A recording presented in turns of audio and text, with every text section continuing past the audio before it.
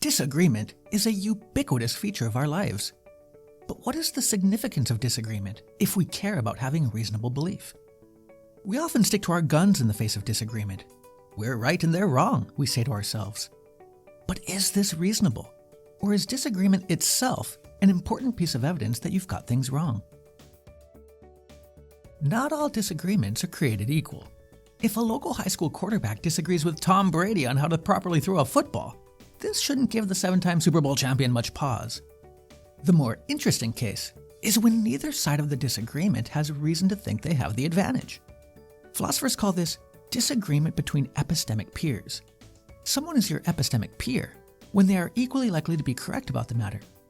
They're roughly equal in terms of information, intelligence, and intellectual virtues. Consider the restaurant check case. After dinner with a bunch of friends, you decide to split the check evenly.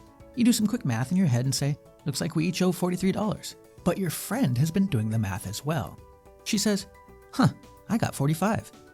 So what's the reasonable response here? Insist that you're right and she's wrong? I don't know.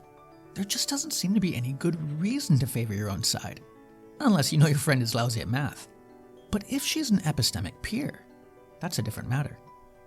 Cases like this motivate the conciliatory view. Philosophers in this camp say you should revise your belief when you find yourself in disagreement with a peer.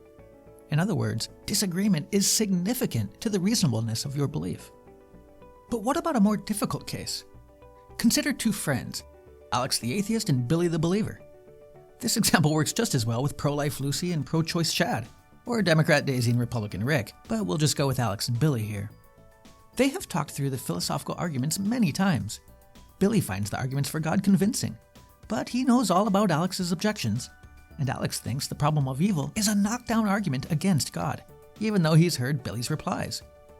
Billy has told about his deeply felt religious experiences of God, but of course Alex thinks those experiences can be explained away, and round it goes. Despite many long conversations over coffee, these epistemic peers continue to disagree about the existence of God. Is it reasonable for each of them to stick to their guns, or should they take the conciliatory approach and revise their belief? Here's one model of a conciliatory view. Since Billy believes in God and Alex disbelieves, they should split the difference and each suspend belief in God, which would require a change in t-shirt. This particular conciliatory stance is called the equal weight view, because by meeting in the middle, each acknowledges that the judgment of the other should be given just as much weight as their own judgment. After all, they're epistemic peers, and so each is just as likely to be the one who got it wrong. Some philosophers prefer a credence model. Say Billy gives God's existence a credence of about 0.9, and Alex gives it a credence of only about 0.1. Again, the conciliatory equal weight view says they should split the difference, and each give God's existence a credence of about 0.5. In other words, a change of t-shirt is still required. It's not hard to see how the conciliatory view might lead to what philosopher Richard Feldman calls a kind of contingent real-world skepticism. Since most of us know people who are just as intelligent and informed as we are, but with whom we disagree, it seems we'd have to drastically reduce our credence or suspend belief in just about every difficult subject. Politics, religion, morality, and of course, philosophy. But not according to the Steadfast View. Philosophers in the Steadfast camp argue that it is sometimes reasonable to stick to your guns. But how can this be reasonable? Well, here's an argument.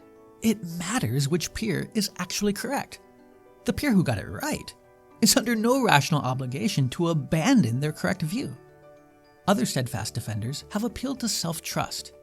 Sorting through evidence is always done from a first-person perspective, and there's something fundamental and rationally blameless about trusting one's own reasoning. Let's close with a case I've often thought about myself. Say two climbers disagree about the best route up a dangerous rock face. And let's make the stakes pretty high. Maybe the sun is setting soon, or you're in a bad place and need to reach the top for safety. Your friend favors the right-hand route. You say the left-hand route looks best. Both of you have been climbing for years, and neither of you think your climbing judgment is any better than the others. So what's reasonable here?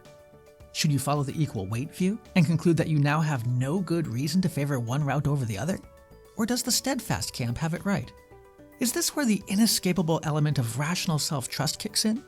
And does it matter that this disagreement is over a course of action as opposed to mere belief? Obviously, there's lots of great philosophical puzzles here, and I've only scratched the surface. The epistemology of disagreement literature is relatively new, and in my view, involves some of the most fascinating work being done in philosophy today. The only frustrating thing is that philosophers disagree about the significance of disagreement.